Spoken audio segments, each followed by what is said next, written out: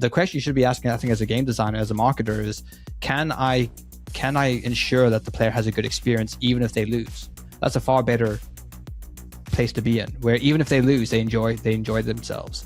And that's the far better place to be as a game designer, rather than saying, oh, what should the win percentage be? Because the reality is, if they lose the game, they might not ever play your game again.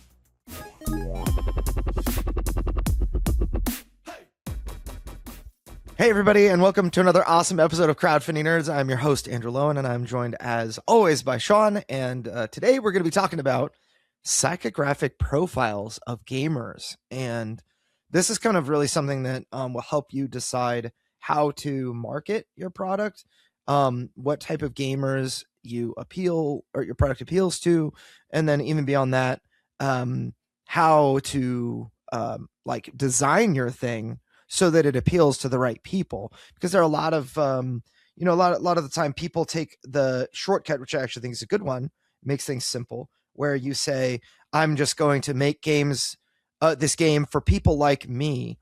And that's a good starting point, but you really need to you need to try to understand, who are you? Like, why do you like this? What are the common threads among others that like this in addition to you? Because they are not all the things that others like are not going to be all the same things that you like, even though there's going to be some overlap. And I actually found this out when working on my own projects, that there were and even the way that people, talk about the things that I liked, they use their own, I'll say I have like a very elevated, I know the mechanics of my product, my game and whatever, and I talk about it in a certain way, versus other people use like the common language of the people when they're trying to explain what something is. And it's really important to understand. Right. And so that's what we're going to be talking about today, inspired by you, Sean, right? Yeah, I listened to a podcast now talking about this, and I figured we could return to it. I think we've spoken about it in the past, but to actually do a dedicated episode on these different profiles and then how they relate to both game development, but then also your marketing messaging. I think that's important, because if you can kind of think about really narrow down that key demographic of people you're trying to reach, and then how do you talk to them in a way that's meaningful, that will drive user action. So that's sort of what we're going to be outlining today. Now, I don't think this is necessarily a hard science. I also think that this was produced by Mark Rosewater, who is the lead developer or designer of Magic the Gathering. And he was specifically trying to address the question, what makes Magic the Gathering fun? So I think when we talk about Timmy, Johnny, and Spike, which we're going to get into, is that we got to also kind of keep in mind that this was designed for Magic the Gathering. So there might actually be even more profiles that are kind of related to the board game space. But he also did update this later on, but we will get into that into a section in a session. But essentially what these archetypes or these psychographic profiles are really designed to do is to outline, why do people play Magic the Gathering, or why do people play tabletop games? You can sort of make it broader. And then how do we as game developers, how do we as marketers delight our customers? That's really what we're trying to do. How do we, what's motivating them, and how can we satisfy their desires through this medium that we're creating? Yeah. That's, I think, a really important place to start, because in the end, everybody working on something can be working on it for the passion of making the thing. But the free market at the end of the road, rather at the end of we'll call it a pit stop, where you go to crowdfunding and you fund your product, and you now have the money to reach, to actually put it out there and have the world experience it. And then, of course, when the product arrives, you put it in your, e-commerce store, you put it on Amazon, whatever, you can actually sell. But the very first true taste of the market that you get is when you launch your crowdfunding campaign. And that is the first, we'll call it unfiltered taste of the market. And a lot of the time, there are signals that mean, hey, you're on the right track. You're doing the right thing. We've talked about these all the time, like the number of emails that you get on your email subscriber, the email subscribers that you get, the cost of each subscriber, even something like click-through rates of your ads, or maybe even the activity in your social communities. These are all signals, but there's nothing that's like a direct, this is where the rubber meets the road. Like when you hit that launch button on your crowdfunding campaign, there's always this moment of like, is this going to do well? Like all the signals are going well and it seems like there's momentum, but when I press this button, are people actually going to show up? Like, will people sleep in and not be there for the launch? Like, what will happen? And a lot of people that are not familiar with that moment. It's so easy to romanticize things before you get there. But when you get there and you hit that launch button, you find out what people really think. If people say, "Oh, I love this. I would back this if I could." Well, now's their time to prove it. And if their action was not to back the game, then, sure, there are some people that might go on vacation and forget or have real life stuff come up, or they really truly do intend to do it. But for the most part, like if you have 1,000, 2,000 people on your email list that are all telling you, "Hey, yeah, we're going to back," you should have a significant conversion rate from your email list, meaningful one. And if you don't, then there's a problem, right? And so all of this is the result of all the work that you did from the beginning all the way until that crowdfunding launch. And the crowdfunding launch, you've got the way you talk about it, the way you present the actual game, the way that like the words you use to explain, what like you do in the game, all of that. Like if you did your homework and you really tested well, then people are going to resonate with what it is that you are sharing, and they will respond accordingly. And I think that part of what you really need to have is you need to have an understanding of who it is that plays your game that really loves it, or who it is that uses your product. Like if you're making a new wrench that no one's ever used before, like same thing. Like you really need to understand who is going to use the product. How would you talk to those people? Because there are a lot of great things you can say about your stuff, but you only have a few moments, like one main message, maybe two minor, supporting messages that you can get in by the time somebody's like turned off their brain. What is the main message? Who is the right person? And so that's why, these motivations are really important. Are you going to appeal to like fun, or, this is hard and, brutal and whatever, and why, right? So anyway. Yes, and I think as well as you're developing your product, you can start to think, am I going to try to include all of these types of gamers and try and make something like a catch-all like Magic the Gathering, where no matter where you fall, you can kind of find something within it? Or are you going to kind of specialize and narrow in on one of these kind of profiles and say, actually, this game isn't for these types of players. If you like, these types of games, this is not going to be something for you. So I think it'd be helpful in that, whether you're going to try generalize or specialize in terms of your game development and in your marketing as well. Now, as we kind of go through this, I'm actually going to kind of explain my theories and understandings of how the board game Kickstarter space kind of interacts with these profiles and why we tend not to see we tend to see an absence of certain characteristics, and we can go into those. But I suppose we can kind of outline these three characteristics. Yeah. So maybe before we do, real quick, I want to put one quick caveat, which is Magic the Gathering reminds me a lot of like World of Warcraft, where back in the day it was like the MMORPG that you would play is World of Warcraft, and if you played any other, it's like, well, why would you play that one instead of WoW? Is the main question that people would always have. And Magic the Gathering is kind of the same in the trading card game space. Why would you play that one instead of Magic? And for me, like I kind of recently got into Riftbound, which has been pretty fun. But like, why would I play that when Magic is so much more established, has the player base and all of that? And the Magic is kind of has everything. You can play casually, you can play hardcore tournaments, you can play, Commander, which is like for fun, or you can play Commander to win. There are a lot of different ways to play that kind of address each profile that would try to play. But the reason I brought up World of Warcraft is it didn't start out that way. It started out in a more like narrow audience. And I think that, in a way, modeling your game after something like Magic or after something like World of Warcraft, which had time to like grow and time to build and add features and like address audiences in a new way, that can sometimes be a fool's errand, because you have a shoestring budget and they have, 36 years of experience or 34 years now. And 30 million subscribers paying, what, $15 a month or something.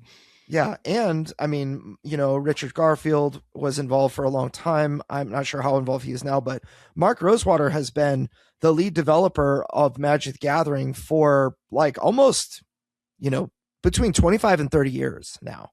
And that amount of knowledge staying in the company, like when he leaves, it's going to be really tough. I'm sure that, he loves that company. He loves that product, and they're going to have a smooth transition. He's already trained people to think like him and whatnot. But that guy is probably the main reason that Magic is as successful as it is, because he's been doing one thing for, 30 years. Right. So anyway, now with all that said, let's dig into those profiles. What are they? So they've named them. The names sort of are symbolic of the kind of personalities of these. So we have Timmy, and Timmy, I suppose, is the kind of archetype of maybe the child. Kind of is not, you have to be a child to fill this archetype, but that's generally what children kind of fall into. And the Timmys are motivated by fun. So they are very social players, and they put an important part on sitting around with friends and sort of more of a social. So I think a lot of party games fall within this category for Timmy's. It's more about the kind of bombastic, gotcha, big moments that are the whole kind of team can sort of celebrate or kind of lament together. So I think a lot of party games fall within the Timmy category. So this is why I don't think we have very strong Timmy games within the tabletop hobby Kickstarter space, because I think a lot of these are kind of satisfied within the party game sphere. Now, as we go through these, we probably should also mention that a lot of these were also kind of crossover or hybridized. So we actually did like a little personality test of some of our staff, and I'm a hybrid. I think Andrew's like a single character. But so there is overlap in these, so they aren't kind of strict, but they do give a general persona of a type of gamer as they would kind of approach games and how they play them. So Timmy's the first one, motivated by fun. I think that Timmy's are not necessarily so. Cooperative games have seen such a rise in popularity, and I think one of the reasons is because the Timmys don't really want to play competitive against some of the other archetypes that we'll see, because if you're playing a competitive game that's all about area control and, conquering your opponent and whatnot, that is probably not the most exciting thing for a Timmy to do. They'll never sit down willingly and play 8 hours of Twilight Imperium unless they are convinced, maybe by Spike, to do that. But the social aspect of playing cooperatively, they can come in like with an RPG or a co-op board game. They can come in and actually like kind of fellowship as they're playing. I think that the social aspect of cooperative games is really attracting more Timmys into the space. So the next type we have is Johnny, and Johnnies are motivated by expression. So they see the game as a way to express something of their personality, or they're creative gamers. So they almost get the same enjoyment as actually playing the game as preparing for the game, or kind of building a unique spec or unique deck. So they in terms of Magic the Gathering, they spend a lot of time deck building, very customized decks which use obscure cards. That they kind of want to be able to win in a way that's obscure or kind of experimental. Like, I'm going to win by dealing you 97 damage to the face with squirrels. Yes, yeah. Yeah, or I'm going to use this card that nobody knows about because it's this obscure card and you can't defend yourself from it because you haven't been able to prepare this type of counter before. Things like that. So those are Johnnies. And then finally we have the Spike, which is motivated by winning. So this would be more like the tournament player, the competitive player. It's really just about how many wins they get. And it's about winning titles and winning trophies and tournaments and whatever. So a lot of Magic Gathering players obviously fall within the Spike category, where it's just going online, finding the best build, using that, and just trying to win as much as you can. So those would be the Spikes. Yeah, and I think the Johnny and Spike, it's interesting because the length of gameplay is a big deal to these two, Whereas Timmy is just gonna as long as everyone else is having fun, it doesn't matter what game we're playing or how long we're playing it. He's there for the fellowship and the social aspects and whatnot. Which, as long as we're all enjoying ourselves, doesn't matter how long we take, right? But Spike wants to win, and that, I think, there's a certain amount of stress in that. Like, people agonize over their turns. I don't think that, the people with like true analysis paralysis, like, I'm not sure exactly what to do. Let me run this line through my head and see if that's the right move. No, let me run that line in my head and see if this is the right move. And meanwhile, everyone else is sitting at the table for like 12 minutes just staring at him or looking at your phone or trying to like coach him through his own turn because he's got to make the right move. These people with analysis paralysis, I think, have a heavy dose of Spike within them. And sometimes that is not very fun to play against. But when Spike knows the game and generally knows the lines that of attack or of whatever, then I think they become more enjoyable. Or when the games are shorter, if losing doesn't, like if you play an epic game for like 2.5 hours and then Spike loses, then it just feels bad. He's going to say, I don't like that game because it took so long, whatever. But then if you take a game like Radlands or Star Realms and Spike gets like demolished, of course he likes to win, but it didn't take that long, and let's play again, is what he'll say. And so I think that they love take that style games, but they aren't, the more conflict oriented the games are, I think the more familiar and the longer games are, I think the more familiar they need to be with those games in order to enjoy themselves. They just need to know they stand a chance at winning. Like for me, a long time, I'm a pure Spike, I think. Which is why I talk from, that position.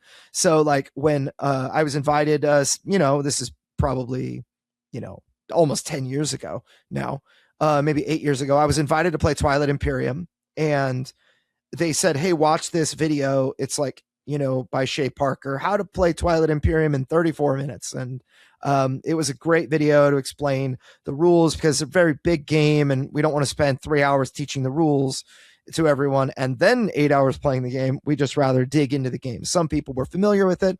I wasn't. So they gave me that so that I could, catch up quickly. So of course I watched that. And then I Googled or YouTube searched best strategy. Yeah, exactly. Best strategy, other things like that, like how to win at Twilight Imperium. And I got destroyed. I had no chance, but I had fun. And so, yeah, I think that Johnny wants to win, but he wants to win like his way. He's the guy that makes the infinite combo that only goes off once every 5 games. But when it goes off, it's like, just ridiculous. It's like, all right, just scoop your cards, in front of Johnny, and he's still playing cards. It's like, and then I do this, and then that, and then this. It's like, you could kill me right now. It's like, no, but there's more, and then I'm going to draw the rest of my deck, and then I'm going to do this to.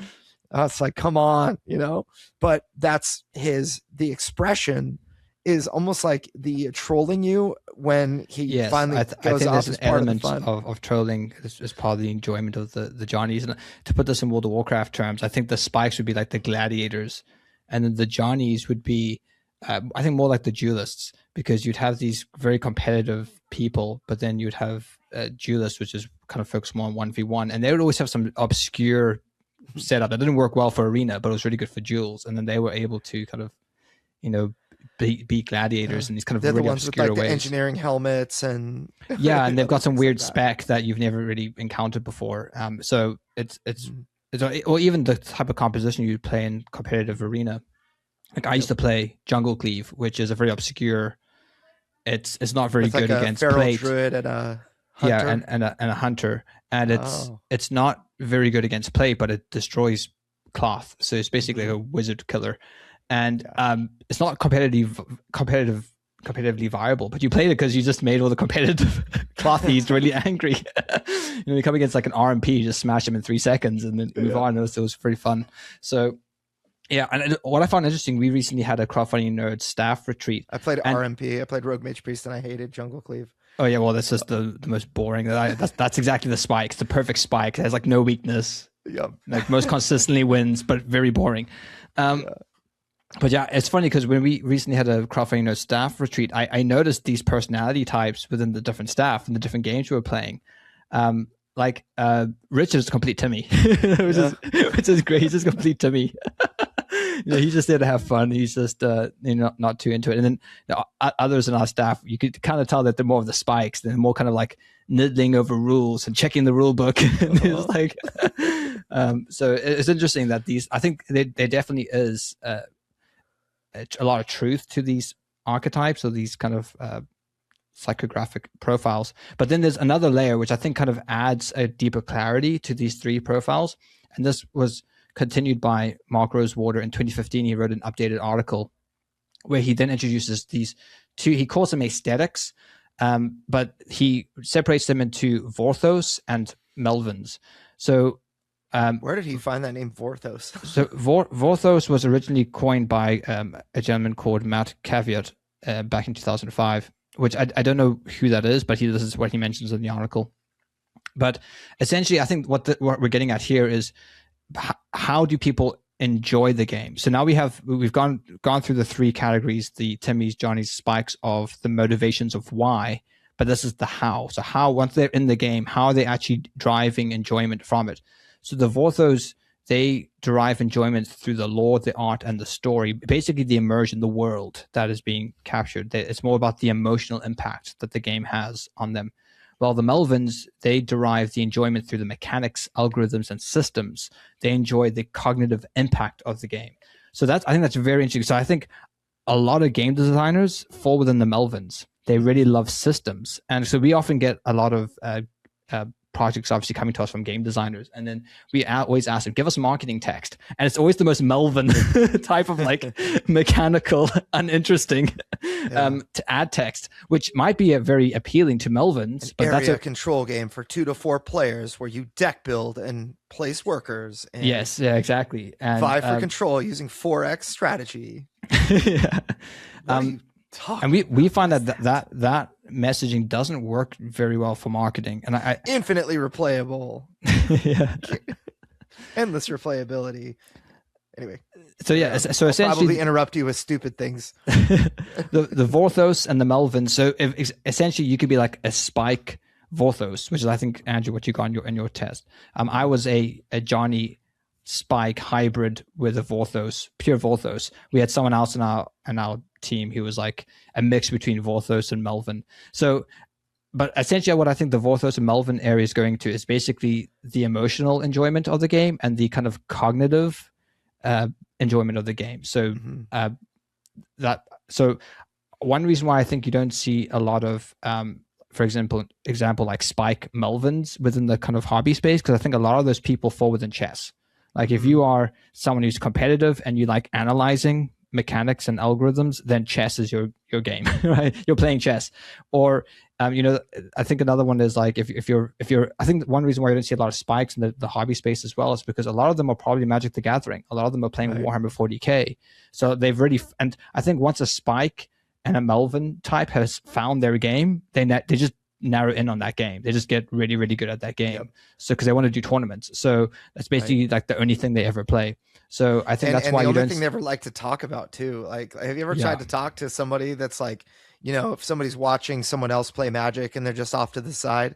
Have you ever like tried to talk to someone that's just like, oh yeah, about any other game at all, and they're just like, oh yeah. And they're just back on Magic the Gathering, like, oh, you played that card, and they just seems like, oh, am I not here? But that's just like they tunnel vision into the one thing. They only want to talk about that thing, play that thing. They don't want to get into anything else. I think that's one of the reasons maybe it's a mistake to say this is like Magic the Gathering, but better or but different. It's like, well, if it's not Magic the Gathering, then I'm already out. Yes. A lot of people with card games that target Magic and that use phrases where you're comparing someone's favorite thing to anything else and saying the other thing is better. It's not a great marketing tactic. And I think people will do this all the time with all sorts of different products. They'll say like, it's like Gloomhaven and Spirit Island and Catan, but better. It's like, what do you even mean? Um, but I like those three things for what they are, and how am I going to like yours better? It's almost like you're challenging me in a way that I'm going to say, yeah, right, I don't believe you. And then you lose me, versus showing me what is interesting and unique about it. Like, I think that the concept of the Vorthos and the Melvin, you kind of need to give a little bit to each. I'm a hardcore Vorthos. I will absolutely be more interested in a game if the art is really great, and if the mechanics are like, if they don't pull me out of the world. It's like, you know things like draw a card. It's like, that's a mechanical thing that I'm going to do that doesn't pull me out of the world. But if it's like, you know gather one from your garden, and it's like, what does that even mean? It's like, oh, draw a card from your deck, got it. It's like, some things are like trying too hard and they pull me out, and I enjoy games less when they use like super terminology that you need to read the rule book again to reference the rule. What's gather mean? Okay, what's a garden? It's the deck. All of that is like trying too hard. But when a game hits it right, I think the best games in the world that everybody loves do a great job, both aesthetically, with art in particular. Art and immersion, I think, are probably my two most important things from Vorthos. And then from the Melvin side, when you have a really, really good, easy to implement mechanical system that just, and then the algorithm, everything going on in the background is like invisible, but you're like, you have a really meaningful choice that you clearly see. If I go left, or if I take this card, like Slay the Spire, I draw 3. Oh, I see, I can get the card that like doubles the amount of poison counters on an enemy, or I could go the card that like doubles the amount of daggers that I have. Clearly, both of these are very meaningful. It's very easy to see why I would go poison or daggers, but I'm going daggers because I got other cards earlier that were daggers, and I think that's the right thing to do. Or it's just a meaningful choice that you had to make. And I think that's kind of where Melvins really want one meaningful choice between two things, not a meaningful choice that has 15 different options, not 10 options that are bad, 4 options that are, or 3 options that are decent, and 2 options that are the best. They need just a simple choice between 2 meaningful options that they can discern are meaningful based on the mechanics and systems of the game. And I think that games that do this the best, that are listed like right at the top of Board Game Geek, in the top 10 or 20 of Board Game Geek, the ones that do really, really well, crowdfunding, help me understand, especially through art, and immerse me in the mechanics. I think that's the Vorthos Melvin combo. Just is a difficult one to achieve, but really worthwhile to strive for. Yeah, I think it also impacts your game development, because you can either start with the kind of theme and the flavor of the world and then build the game from there, or you can actually start with the mechanics first. And Mark Rosewater goes on to say this in his article, says, quote, "I often talk about how in designing, there are 2 different vantage points to start designing from. One is flavor, the other is mechanics. Starting with the first as the jumping off point is what we call top-down design, and starting from the second is referred to as bottom-up design." So this idea that you can start from design your game from the Vorthos perspective or the kind of Melvin perspective, and that you're probably going to do that depending on which of those camps you kind of fall into. So that's the outline. I think this is why because what we found in our advertising messaging, the best messaging is always thematic, which is the Johnny, Timmy stuff. The spike can come in, but it has to be later in the funnel. It has to be when they're already interested in the theme. So just keep that in mind. But I think this is worth noting, because if you are creating ad text for your game, think about these 3 different categories, and think about the Vorthos and the Melvin, and create ad text specifically for those character types. So you might want to have something that kind of emphasizes the kind of key kind of explosive moments in your game, the kind of clench moments where everyone goes, wow. And that could be for the Timmys. You could talk about how you have certain customization that could be for the Johnnies. You could talk about how there's a high stakes, or how you can maybe show that you've thought deeply about something. That could be for the spikes. And then you can obviously have your thematic text for the Vorthos, or then you can also have the kind of more kind of mathematical, logical, this is how this game is set up and why it's balanced, whatever, for the Melvins. But kind of having these in mind, I think it's going to improve your ad text, but also your game design. Because I think if you kind of keep these things in your head while designing, you might be of a certain personality type, and the game really meets that. But now you're thinking, well, is my game excluding spikes, for example? Maybe I need to add something to the game that kind of includes spikes a bit more, or maybe I want to completely cut off spikes because I'm just going to say, look, this is just not a competitive game. If you're a competitive player, go play Magic the Gathering. So I think it can help you sort of improve the offering of your product, but also refine your marketing messaging. Hey, Crowdfunding Nerds, if you're looking for an awesome fulfillment partner for US shipping, you should really consider Bridge Distribution and Fulfillment. I personally use them. I've used them for multiple projects. They do such a great job. They also can fulfill Amazon orders and get you prepped for Amazon and their warehousing team. I have been so happy using Bridge Distribution. I'm really proud that they're sponsoring us. If you reach out, bridgedist.com, that's bridgedist.com, let them know we sent you. All right, now back to the show. I also would say, one caution that I have in this area is the Vorthos and the Melvin, because I think that those apply really well to board game design and marketing. There are traps that you could fall into with both of these. So Vorthos, enjoy the game through lore, art, story, immersion, and emotional impact. There are designers that get so involved, so enamored and in love with their world, the world that they're making, that they make things so much about the lore and the story, which I think are two things that are sort of the background and should never be pushed into the foreground as like the main thing. It's like in the world of Blixtheria, the pixies have been overtaken by the wolves, and one pixie did a special thing, and it's like, I don't care. Like, tell me, who am I? Am I a pixie or a wolf? Like, what am I doing? Why does it matter? Like, I get it. The pixies are one faction, the wolves are another faction, or whatever. But like, don't lead with that, because I will not, like, you can't, like, I don't know if it's a movie or a board game there's or no a context. video game. Like, yeah. So you need to lead with the context that, and then like follow up later. So like Magic, I remember when I played from like 98 to 2008, there would be flavor text on like every, like 1 out of every 5 cards would kind of have some flavor text on it.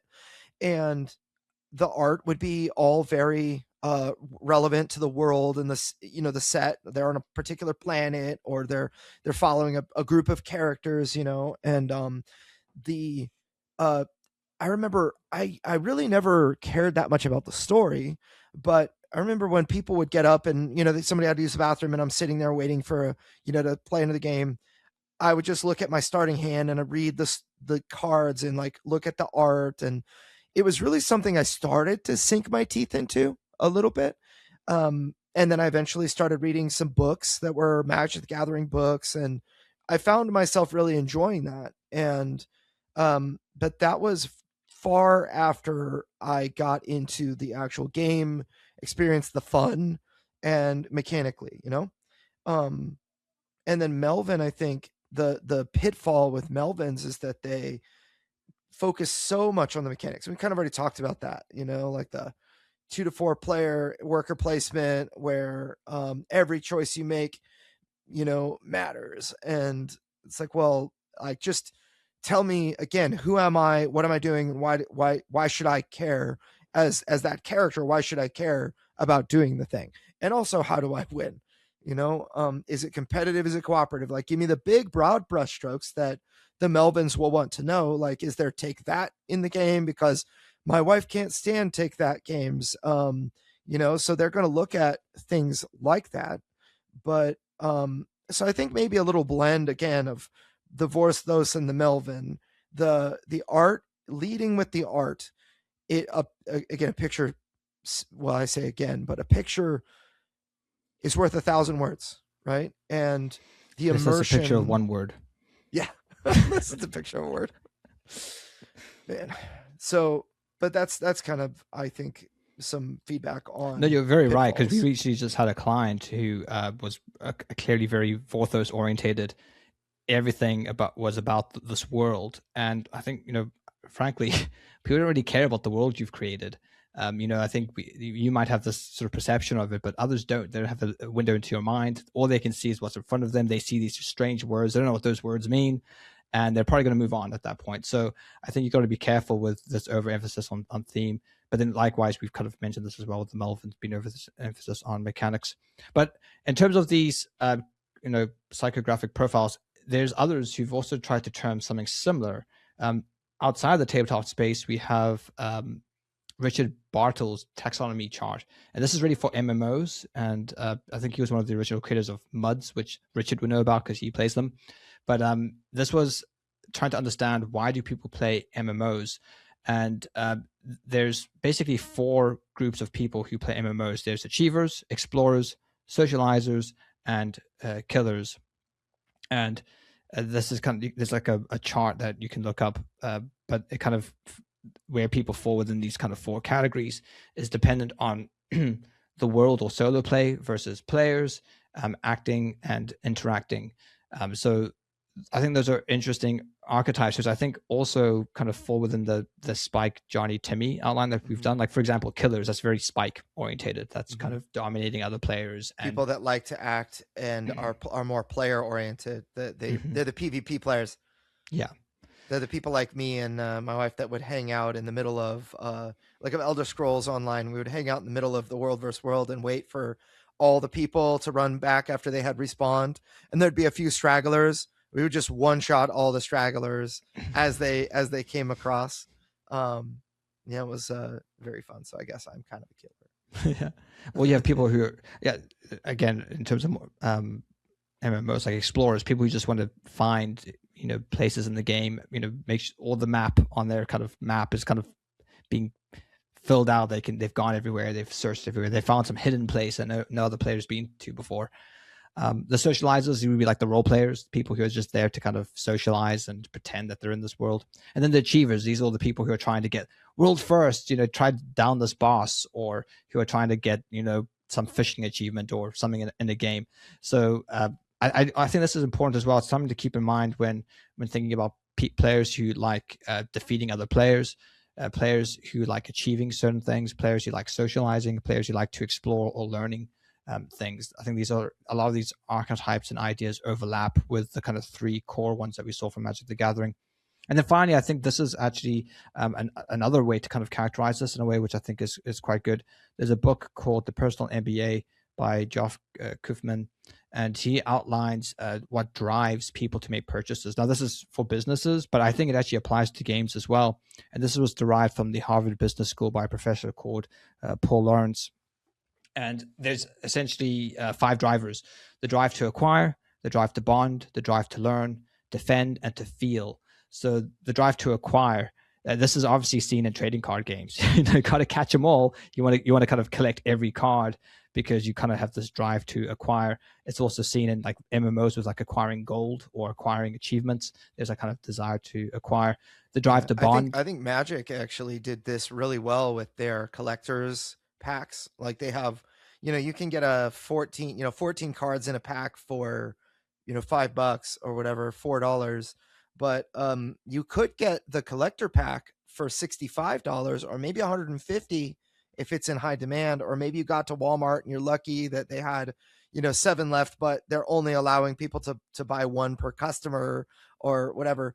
Well, these have 15 or 14 alternate art cards that are, guaranteed to have half of them be rare or better. You could get a mythic rare, which is an alternate art piece or a borderless card or whatever that plays the exact same as a regular card that you can buy for $5, but this one costs $5,000 or $500 or $50, So these are people I think that will justify large purchases with, but look what I got. I opened the pack and TCG player says this is worth $70. I pulled a $70 card. Are they going to sell it for $70 to make more money than they spent? No, but that's what they will. But they're going to share about it on social media. Yeah. So then we have the drive to bond, and I suppose this is where I think a lot of party games in the tabletop space go. It's this more social games or social deductive games. This would also be seen in like role playing within the tabletop role playing or the MMO space, and I think this kind of gears more towards the Timmy archetype that we spoke before. Then we have the drive to learn, acquire knowledge. Can I pause? I want to talk about that. Something I thought about this drive to bond is when you play a cooperative game like Pandemic, and you're playing with like a Spike, you want to win, and so Spike is going to tell Timmy what to do. And this, I think, is a huge problem. If your game has, we call it quarterbacking in like cooperative games. If there's one right move, and Timmy is just too noob to see it, then Spike is going to make Timmy do the right move, and Timmy is going to feel like he's not even playing the game. I think that the big key here is he feels like he has no value, and that is a huge problem for Timmy players, and it's probably the number one killer of enjoyment for a lot of players. I think we all at some level may have some of each of these kind of traits in us, but it's rare to be able to be like, Sean, you need to go here and do this thing, and to have you say, oh yeah, you're right, thanks man, that's awesome, good looking out, like I do what Andrew says, my turn's over, and not eventually feel like like frustrated. Yeah, definitely. I think that could be a problem, and I think this is why it's important to think of these different archetypes and how can they all interact with your game, because not everyone's like you. Some people might be more driven to win. Some people might be more analytical. Some people might care more about the theme. So kind of thinking about that some more, it can really help with your marketing and also game design. Then we have the drive to learn. This is to acquire knowledge. I kind of put this in the Johnny category because I think the Johnnies are trying to learn lots so that they can find exploits and then kind of leverage those exploits against their opponents. So there's that drive to learn. Then the drive to defend, or the drive to attack, which I think is obviously the Spike. This is the drive to have protection or safety. Then we have the drive to feel. This is clearly the Vorthos that we've spoken about. This is people who drive pleasure or excitement from the world that's been built. So I think that understanding those drives within business, but also within games, the drive to acquire, bond, learn, defend, and feel within the kind of context of these different archetypes of Timmys and Johnnies and Spikes, Melvins and Vorthos. It gets all very confusing. But I'm hopefully, if nothing else, you've learned that when marketing your game, you need to think of not how we often get this as well, where people think, well, I don't use email, so therefore I shouldn't be capturing emails because I don't use Facebook. So why should I be marketing on Facebook? Well, other people do. That's why. Not everyone's you. It's the same with games. You might develop a game, you might market a game, but if you don't think of the other people and how they enjoy games, then you're kind of just leaving them out your game, which is, again, might be fine. You might do that intentionally, but then at least be intentional about it, where you are then hyper focusing on the people who you are trying to drive and get. So, but I think this can help you make better games and make you a better marketer by understanding these kind of gamer archetypes. Yeah, I think from a very broad brushstroke, or I guess maybe a better analogy would be that 30,000 foot view from up real high in the gaming space, like the board game space in particular. So this, by the way, this core human drive. So Josh Kaufman of the Personal MBA, he talks about these core human drives that Paul Lawrence kind of came up with. I think he had a partner on that one, but he's a dude from the Harvard Business School. He talks about these 5 drives, but the drive to feel is, I think, where the board game industry sits, because that's the drive for pleasure, excitement, entertainment.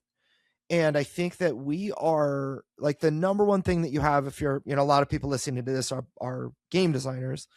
You have like the number one thing that you are producing is fun inside this box. So really you're producing an experience that you need to demonstrate enough that people will say, wow, that experience looked wonderful. Those people playing the game looked like they had a lot of fun, or the mechanics, the way that you described it, the way you explained it sounds really fun. So I want to also have the same experience. I want to buy that box so that I can get that same experience at home with my friends or my family, or, like maybe Timmy players. Timmys are actually an excellent source of revenue for companies because they want to be social, and they'll buy games to play with their friend, to play with their Spike friend or their Johnny friend. Like, oh, this game is really off the beaten path. Johnny's going to love it.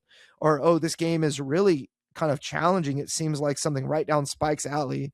And Timmy is buying the game not to play for himself, but to play with his friend. And so every once in a while, like, it's rare, but like every time I release an update, I'll get like 1 or 2 cancellation requests, like usually like per month, but because we're in this pre-order for Deliverance, and about maybe 25% of the time that we get a cancellation request, it's because somebody had someone else that they were going to play the game with, and that person moved. And so I always kind of look at this and I'm like, they bought this because of their drive to bond with whoever that was, which is one of the core human drives, right? Relationships and feeling valued and whatnot, right? But also the drive to feel, the desire to have an entertaining time, an entertaining experience with others, And so never lose sight of that like the thing that you made is the fun is what you're promising. Like when they open this box, they're going to have some measure of fun. The experience itself is why you're buying the box, regardless of like if it's escape from the abandoned mining colony, or that's overrun with aliens, or trade the best you can on the Mediterranean, or whatever theme you're playing. The promise you're making by somebody having a board game is that they're going to have fun. And there are certain games that might buck that trend where people have different definitions of fun, like video games. Dark Souls, when Dark Souls came out, it was the first game that was like, you're going to die 1,000 times, before you beat this. And that was the fun. Did you ever play Ninja Gaiden on the NES? Dude, yeah, I did. I quit Ninja Gaiden ages ago. Battletoads, Yeah, well, that was pretty grueling. Teenage Mutant Ninja Turtles, the underwater, like TMNT2, the underwater level. It's like, yeah. Lion King, brutal. Yeah, that's pretty brutal. But yeah, so I think those are really important. And maybe last thing I wanted to kind of get in was there was this conversation that I had recently. I want to say it was part of like the Christian Board Gamers Facebook group or something, which talked about there was somebody that was like, I'm making a game and I want to talk about the win percentage. So he was talking with, I want to say, his significant other or game design partner about like what percentage should people have.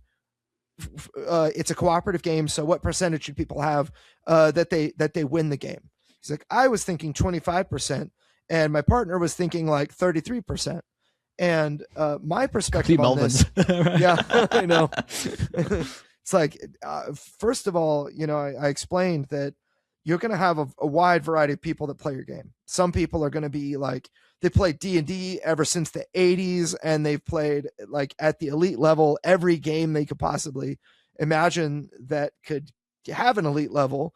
And these people are going to pick up your game, take one look at the mechanics. They're going to be like, all right, we're going to up the difficulty and play on a higher difficulty and just get your game. And they're going to beat it on the first try on the higher difficulty. And they're going to say, okay, that was pretty easy. Let's go to like the next highest difficulty now that we know how to play the game. And then there are other people that are going to play, and they're going to play on the easiest difficulty, and they're going to get slaughtered. And they're going to be like, how do you win this? I don't understand, And or never change. They're just, I like this difficulty. This is fun. Right. Yeah. It's so funny because like for me, like I have, in Deliverance, you've got 5 difficulty levels, and it starts out with adventure difficulty, which is still not an easy game, especially if you are doing all the opposite things from what you should be, like, oh, there are saints there. I don't want to fight. I want to run away. It's like, well, then you're dead. Just fold it up now. Cause you don't win this game by running away. But there are people that will do that, and they'd be like, wow, I don't know, this game's so hard. And they don't recognize that they spent like half the actions in the game doing useless things that don't bring them closer to victory, right? And those people, they need an easy mode. They really need an easy mode. It's like they need half the actions need to make the difference for them a percentage of the time. They can waste half their actions, but if they place the other actions, the enemy health is low enough that you can actually beat these guys after making even a bunch of mistakes, so that's something that you need to have. Also simplicity, other things, but everybody starts off at a different level, and I think the key is to make sure the game is accessible. And if I play, like I gave this example of, like, I play the first 3 games on like normal difficulty, or maybe 2 games, and I get beaten both times, I'm going to go to easy difficulty, and maybe I play the next 10 games on easy difficulty, and I win like 9 of them. And that's really fun to me. Now I'm ready to level back up to like normal and give it a try. And maybe now I stand a chance, like a 75% chance of winning on normal.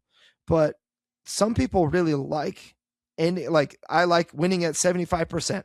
This is my, when I play this game, I play at normal difficulty because we stand a good chance to win with a fair chance to lose, but we're going to usually win. And for myself, I'm like, I want to challenge myself. So if I can win 75 to 90% of the time, maybe that's fine early on, but I really need to feel like I have a real chance, if I don't play perfectly, to lose. That's what I need to feel like for myself. And I think that giving the variety of players that are going to sit down and play your game, the options that are right for them, that's really going to help much more than, don't give me 35 ways to play, don't give me, you can play cooperative, you can play competitive, you can play one versus all, you can play capture the flag, you can play whatever, unless the game is, I actually talked to a guy, Brian Hank, who's designing a really cool game that actually does have all of these modules. Like you can play the module that does capture the flag, you can play the module that does, keep the, whatever, set up the bomb, like Counter-Strike style. But I just want one way to play that is accessible to me at whatever skill level I happen to be at.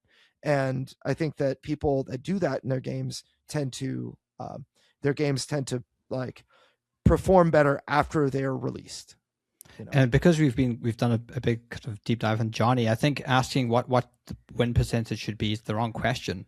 Because if people don't enjoy your game, they don't get a good experience, they're not going to play again. Like if they get hammered, they feel like, oh, this game is impossible, this is not properly designed, they're not going to play it again. They're going to say, I'm going to try that again and try and increase my. So it's the question you should be asking, I think, as a game designer, as a marketer, is can I ensure that the player has a good experience even if they lose? That's a far better place to be in, where even if they lose, they enjoy themselves. And that's the far better place to be as a game designer, rather than saying, oh, what should the win percentage be? Because the reality is, if they lose the game, they might not ever play your game again. So I think that's, now to go back to these archetypes very quickly, I think it's also very dependent on mood. So I think, sometimes you can be in the mood of like, I'm more of a spike today, I want to play a competitive game, I want to sweat. Other days you don't want to sweat. It's like, I just want to relax and then just kind of like throw a card down, not think, and socialize. And I think that's okay. I think a lot of the games on our shelves are for different moods and for different times, different players. So you also find that you might have players that kind of fall within these different archetypes, but then it's also dependent on mood. So I know that when we had our gaming night, it wasn't really possible to just have like every game was competitive where you're sweating. You kind of needed those kind of lighthearted games where it's just about throwing cards down and laughing, or playing a role-playing game where you're just kind of like making a story together. So I think also keep that in mind, that your game might still appeal to spikes, even though it's not a competitive game, because it could appeal to spikes when they're not in the mood to play Magic the Gathering or Warhammer or whatever. Yeah, and on that note, it's very good to keep your ear to the ground and listen to how your user base interacts with your product. Commander was something that was made by, I want to say, one of the judges in Magic, one of the tournament judges just made a new mode to play while there was downtime, and it's become probably the one of the biggest drivers of Magic players staying in the scene, because they can play, they don't have to constantly buy cards, they don't have to feel like they're in the rat race, because they have a commander deck that has all the access to every card you've ever purchased. You can put into the commander deck. There's only one copy of every card, so it's not like you have to have, four of that chase rare card that everybody wants. It's extremely valuable, you know. And so I think that's a really important thing. For myself, getting into this trading card game, I think that, I'm having a lot of fun, but I'm, primarily playing with my kids, and I'm a spike, so I want to have the right deck that, plays efficiently and that kind of thing. But if I do that, I'm going to beat my 9-year-old like every time. And I really want to, when I play with them, I really want to just enjoy. I want to make sure that I can coach them through making a good move if they need help, and, all of that. And so I think that the way that people interact with your game is super important to observe. One thing that I found that was very surprising to me after we released Deliverance, because I want to say that, no exaggeration, we probably play tested Deliverance 2,000 times or more before we created a campaign. When I created a campaign for the game, it was because, all right, let's just kind of put these mechanics into interesting situations. You could encounter this when you were playing in the skirmish mode, but let's reshuffle a couple of elements and put a campaign on this, because it's a story driven game. It needs a campaign. 75% of my player base prefers the campaign over anything else. It's like, what in the world? I spent so long on the base of the product, and now we put a campaign. And I want to say we probably play tested each mission like dozens of times, but holy cow, like thousands of times versus dozens of times. And people preferred the dozens. Well, obviously, the campaign stands on the strength of the skirmish mode and everything. But just knowing that was like, I believe now people love the campaign. Number one, they play at least 6 games. The vast majority of players play at least 6 games into the campaign. At the time that I want to say this was, I released the game, and then a few months later, it had to be like within probably 3 to 5 months, I gave a big survey. It was like, how did you interact with this product? And everybody, gave, like, hundreds of people filled it out and stuff. And so that's where I got the information. And so that was the most surprising thing I learned at that time. And so what we did in our next product, we really, really focused on the campaign. It was all about the campaign. There's so much going on in there that will really satisfy those hardcore players that love the campaign. But then there's also, of course, stuff for the people who love skirmish mode. We came up with this new thing called the scenario, which is like kind of like, a one-shot unique custom adventure with different rules. Maybe you're playing football in a funny way, or you're playing like keep away, or you're trying to get the giant to run in, like to train wreck into a wall or whatever. But those are different modes of play that kind of came out of as a response to what our players were doing and what our players wanted more of. And I think, Commander's a great example of this. I think World of Warcraft, when it started, it didn't have like battlegrounds or arena, or it really had, like, you could run around in the world, and there were players that would stay up, like, whatever they would log on to World of Warcraft, they would go to South Shore and Terran Mill, depending on if you were Alliance or Horde, and you would have this gigantic battle constantly raging 24 hours a day, 7 days a week. That was like, we're fighting. This is where we fight. And, other people might prefer ganking. So they would play on a PvP server where you could go and try to kill people that were doing quests and, ruin their day or whatever, but, or at least try to survive as long as you possibly could in this obscure area. And World of Warcraft eventually added in modes specifically to cater to those players. And so I think that the reason that a lot of these companies have been around for so long is, Riot Games is another great one. With League of Legends, it far out surpassed Dota And Dota was originally a mod of Warcraft. Warcraft 3, right? So yeah. So again, it's community built. It's the same with Counter-Strike. Counter-Strike was a community mod of Half-Life. So a lot of these games we have today, they came from the community, and then the publisher was like, great idea, let's monetize that. So keep an eye on what your fans are doing with your games. That might be your next game idea from how people are interacting with your products. Right, absolutely. And that's really the final lesson, I think, that I wanted to impart on this topic. So hopefully you guys enjoyed this. Let us know what you think on YouTube. Leave us a comment, and do you think you're a Timmy or Johnny or a Spike? Let us know in the comments. Yeah, for sure. And of course, if you're listening audio wise, give us a rating and review or whatever, like 5 stars or thumbs up, whatever it is on the various platforms you're doing. That'll help us reach more people. And all right, I guess that is wait, hang on. Before, when you're a Johnny and you've just trolled a Spike and they've lost, you need a sound effect to rub it in their face. So you need to go and download the Tabletone app at tabletone.app and get a little sound effect that you can play when you defeat Spikes so that you can troll them. Yeah, they have actually, funny enough, I use Tabletone all the time, but they have really, really good complex sound effects. It's pretty impressive. So far better than the sounding boards of like Arnold Schwarzenegger from Kindergarten Cop Dynamite in the 90s. And remember those soundboards you would press like early 2000s, late 90s. So anyway, all right, see you on the next episode, nerds. Introducing the Crowdfunding Nerds Pledge Manager. Powered by Hive Interactive, our Pledge Manager has 0 setup fees, 0 campaign fees, and charges only 2% of your late pledges. It integrates with Hive Interactive, which means that you can get a special deal with your freight and fulfillment through their systems. We have used these systems ourselves for our own board game projects, and we highly recommend them for you as well. Make sure to scan the QR code or check out the links in the description for more. Or visit crowdfundingnerds.com/hive.